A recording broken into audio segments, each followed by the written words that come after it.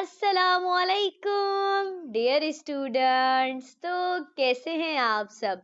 तो आज की ये वीडियो मैं आप सब लोगों की भरपूर रिक्वेस्ट पर बना रही हूँ और ख़ास तौर पर मेरे कुछ स्टूडेंट्स जैसे कि अब्दुल खालिक, नेहा मोहम्मद फरहान, अलीजा मलिक, मुंतहा आलिम, महानूर ज़ादी और बहुत सारे स्टूडेंट की भरपूर रिक्वेस्ट पर बना रही हूँ। तो आज की इस वीडियो के अंदर हम सेकेंड ईयर ज़ूलॉजी के मोस्ट इम्पोर्टेंट शॉर्ट क्वेश्चंस को डिटेल में डिस्कस करेंगे।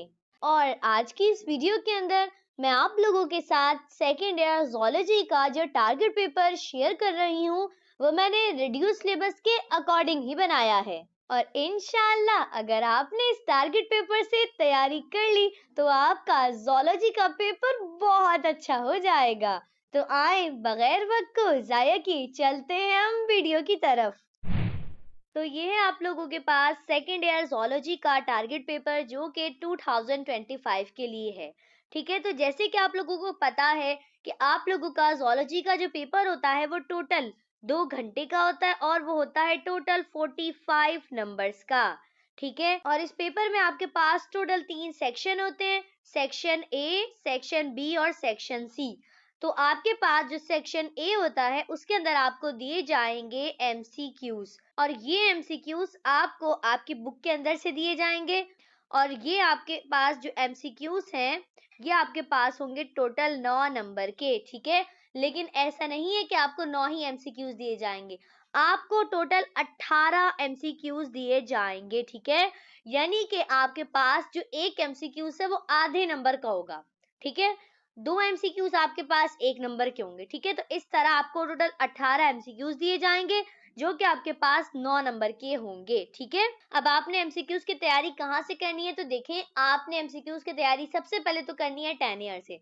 ठीक है, तो आप सबसे पहले तो एमसीक्यूज की तैयारी करेंगे। इसके अलावा अगर आप बुक को पढ़ सकते हैं तो ये आपके पास बेस्ट ऑप्शन है कि आप पूरी बुक को रीड कर लें, नहीं तो फिर आपको जितने भी प्रैक्टिस एमसीक्यूज मिलते हैं आप उनकी तैयारी करें।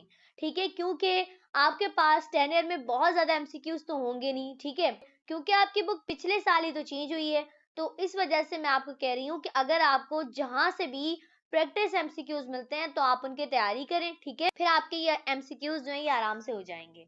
अब हम बात करते हैं सेक्शन बी की। ठीक है, तो आपके पास जो सेक्शन बी है उसके अंदर आपको टोटल 2 पोर्शन दिए जाते हैं। ठीक है, एक तो आपके पास होते हैं रीजनिंग क्वेश्चंस और एक आपके पास होते हैं नॉन रीजनिंग क्वेश्चन और आपने दोनों को ही अटेम्प्ट करना होता है। आपके पास ये जो पूरा का पूरा सेक्शन बी होता है ये होता है टोटल 18 मार्क्स का। ठीक है, और इसके अंदर आपको टोटल 9 क्वेश्चंस को अटेम्प्ट करना होता है। ठीक है, और एक और बात ध्यान में रखिएगा, आपके पास जो एक सवाल होगा वो होगा 2 नंबर का। तो ऐसा तो है नहीं ना कि आप कोई बहुत बड़े बड़े आंसर लिखकर आ जाएं, एक्स्ट्रा लॉन्ग आंसर को कर दे, तो ऐसा बिल्कुल नहीं करिएगा क्योंकि आपको पता है आपको पोर्शंस दिए जाएंगे रीजनिंग और नॉन रीजनिंग। अगर रीजनिंग है तो वो तो बहुत छोटा सा होगा। ठीक है, और अगर नॉन रीजनिंग भी है तो भी आपने उसे बहुत बड़ा नहीं लिखना है क्योंकि आपके पास एक सवाल जस्ट 2 नंबर का तो है ना। अब ऐसा थोड़ी कि आप बहुत बड़ा लिखकर आ जाएंगे, तो ऐसा बिल्कुल नहीं करिएगा। ठीक है, ना ही बहुत छोटा लिख के आइएगा ना ही बहुत बड़ा, एक नॉर्मल लेंथ होनी चाहिए। ठीक है, अब जरा बात करते हैं सेक्शन बी की। तो देखें जैसे कि आपको स्क्रीन के ऊपर लिखा हुआ नजर आ रहा है कि आपके पास जो सेक्शन बी होगा उसमें आपको एक नोट भी लिखा हुआ मिलेगा। तो देखें आपको स्क्रीन के ऊपर लिखा हुआ नजर आ रहा है। ठीक है, तो मैंने कहा आपको जरा पेपर पैटर्न बता दूं ताकि आपको फिर समझने में आसानी हो जाए। तो देखें आपको सेक्शन बी के अंदर नोट लिखा हुआ नजर आएगा। ठीक है, और इसके अंदर बिल्कुल मेंशन है कि attempt any 9 part questions in all, आपको टोटल 9 सवालात के जवाबात देने हैं। लेकिन जरा सुनते जाएं, देने कैसे हैं। Select 5 reasoning questions and 4 non reasoning questions, all part questions carry equal marks. आपको टोटल 9 सवालों को तो अटेम्प्ट करना ही करना है, लेकिन करना कैसे है, आपने 5 सवालात तो करने हैं रीजनिंग पोर्शन से जबकि जो 4 सवाल आपने करने हैं वो आपने करने हैं नॉन रीजनिंग सेक्शन से।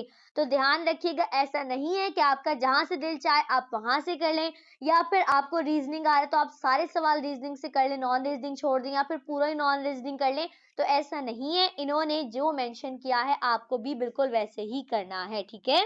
अब जरा देखें, सबसे पहला आपके पास जो पोर्शन होगा वो होगा रीजनिंग क्वेश्चंस का, और आपने यहाँ से टोटल 5 सवालात को अटेम्प्ट करना है, ठीक है। लेकिन एक बात ध्यान रखनी है कि ऐसा नहीं है कि 6 कर लें या कम कर लें, जितने इन्होंने कहा है आपने उतने ही करने हैं। आप जरा देखिए यहाँ दिए कितने जाएंगे। देखिए आपको ना रीजनिंग सेक्शन में टोटल 8 क्वेश्चंस दिए जाएंगे, और आपने टोटल यहाँ से 5 क्वेश्चंस को अटेम्प्ट करना है, यानी कि आपके पास टोटल यहाँ पर 3 सवालात की चॉइस आएगी, ठीक है। अगर इसी तरह हम बात करें नॉन रीजनिंग क्वेश्चंस की, तो ये आपके पास नॉन रीजनिंग क्वेश्चन है, ठीक है। इसके अंदर आपको दिए जाएंगे टोटल 7 नॉन रीजनिंग क्वेश्चन, ठीक है, और आपने टोटल 4 क्वेश्चंस को अटेम्प्ट करना है, ठीक है। तो यहाँ पे आपके पास टोटल 3 क्वेश्चंस की चॉइस आएगी, ठीक है। तो ध्यान रखिएगा पेपर पैटर्न का भी, क्योंकि ये बहुत ज्यादा जरूरी होता है। और अब हम बात करते हैं मोस्ट इम्पॉर्टेंट रीजनिंग क्वेश्चंस की एंड नॉन रीजनिंग क्वेश्चंस की, ठीक है, जिनके एग्जाम में आने के जो चांसेस है ना वो बहुत ज्यादा हैं।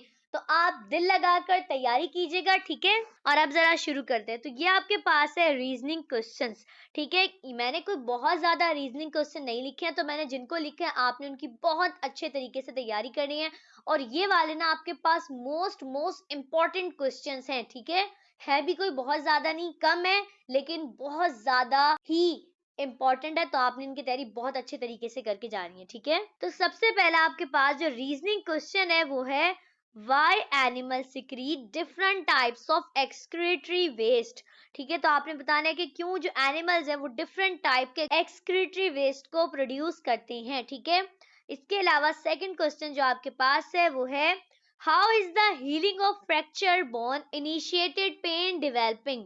तो आपने इसकी भी बहुत अच्छे तरीके से तैयारी करके जानी है। इसके अलावा थर्ड आपके पास है how is the cartilage useful for our skeletal system, ठीक है। तो आपने बस छोटे छोटे इनके आंसर लिखने हैं, और बस मतलब टू द पॉइंट बात करनी है, ठीक है। नेक्स्ट आपके पास है व्हाई न्यूरोलीमा इज पोलराइज्ड, ठीक है। अच्छा एक बात ध्यान रखिएगा, ये जो ज्यादातर ऐसे क्वेश्चंस होते हैं ना व्हाई और हाउ वाले, तो ये ज्यादातर रीजनिंग होते हैं, ठीक है। नॉन रीजनिंग में आपको इस तरह व्हाई या हाउ लिखकर नहीं दिया जाएगा, तो ये एक पहचान होती है कि रीजनिंग कौन से होते हैं और नॉन रीजनिंग। वैसे तो आप एग्जाम में पहचान लेंगे क्योंकि उनका पोर्शन अलग अलग है, लेकिन बुक के अंदर अलग अलग नहीं लिखा हुआ ना, तभी मैं आपको बता रही हूँ बुक के अंदर आप कैसे पहचानेंगे कि कौन से रीजनिंग है और कौन से नॉन रीजनिंग है, ठीक है। अच्छा क्वेश्चन नंबर 5 आपके पास है why impulses move faster in myelinated neurons, ठीक है। तो ये भी काफी ज्यादा इंपॉर्टेंट क्वेश्चन है। इसके अलावा नेक्स्ट आपके पास है why hydrophilic hormones need secondary messenger, ठीक है। ये भी इंपॉर्टेंट है काफी। अच्छा एक बात का ध्यान रखिएगा कि मैंने ये जितने भी क्वेश्चन जो रीजनिंग में रखे हैं या जो नॉन रीजनिंग में रखे हैं ना, वो तमाम के तमाम मैंने रिड्यूस सिलेबस के मुताबिक ही रखे हैं, ठीक है। जो चैप्टर कट हो चुके हैं ना, तो फिर मैंने उनके क्वेश्चन आंसर को नहीं रखा है, तो आपने भी सिर्फ और सिर्फ उन्हीं चैप्टर की तैयारी करनी है जो कि इंक्लूड हैं। नेक्स्ट आपके पास है why hormones are called chemical messenger, ठीक है। तो ये भी काफी ज्यादा इंपॉर्टेंट है। इसके अलावा नेक्स्ट आपके पास है why interneurons are called association neuron, ठीक है। ये बहुत छोटे छोटे सवालात हैं, बहुत आसानी के साथ आपको याद हो जाएंगे। नेक्स्ट आपके पास है why posterior pituitary is called neurohypophysis, ठीक है। इसके अलावा नेक्स्ट आपके पास है why urethra in male is called urinogenital duct। Next आपके पास है why is calcium essential for cross bridge formation and regulates muscles contraction। तो ये भी काफी ज्यादा इंपॉर्टेंट क्वेश्चन है, ठीक है। नेक्स्ट है आपके पास why secretion of adrenal cortex are called corticosteroids। इसके अलावा नेक्स्ट आपके पास है how does osmoregulation take place in fresh water, marine water and terrestrial habitat। Next है why hormonal system of female is better than male। Next आपके पास है how to conduct a first aid treatment for joints injuries and fracture। Next है how sympathetic nervous system prepared the body for fight and flight response. इसके अलावा question number जो 15 है वो आपके पास है, how does blood sugar level is controlled by pancreas. और बस अब ये आपके पास है लास्ट क्वेश्चन जो कि आपके पास रीजनिंग का है, why hormone is released from adrenal medulla and why is it called emergency hormone. तो ये आपके पास टोटल 15 रीजनिंग क्वेश्चंस हैं। तो अगर आपने इनकी तैयारी कर ली ना, फिर आपको फिक्र करने की जरूरत नहीं है, आपका ज़ूलॉजी में जो रीजनिंग का पोर्शन है वो आराम से हो जाएगा, ठीक है। और अब हम चलते हैं नॉन रीजनिंग की तरफ।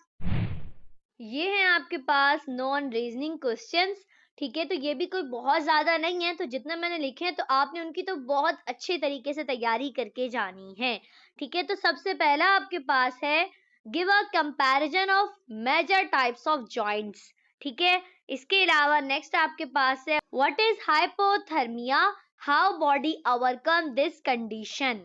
इसके अलावा नेक्स्ट आपके पास है, explain the different type of cartilage. और नेक्स्ट आपके पास है, give a comparison of types of muscle. तो ये आपके पास ना बहुत बहुत इंपॉर्टेंट क्वेश्चन है, ठीक है। नेक्स्ट है, what do you mean by a saltatory conduction.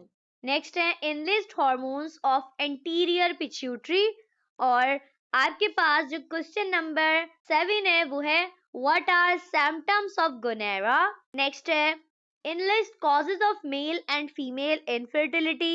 Next आपके पास है, What is the use of counter current mechanism in kidney। इसके अलावा नेक्स्ट जो है वो आपके पास है, What is the role of kidney as an endocrine organ, ठीक है। इसके अलावा नेक्स्ट आपके पास है, State the functions of skeleton, ठीक है। ये तमाम के तमाम क्वेश्चंस आपको आपकी बुक के अंदर से इजीली मिल जाएंगे, ठीक है।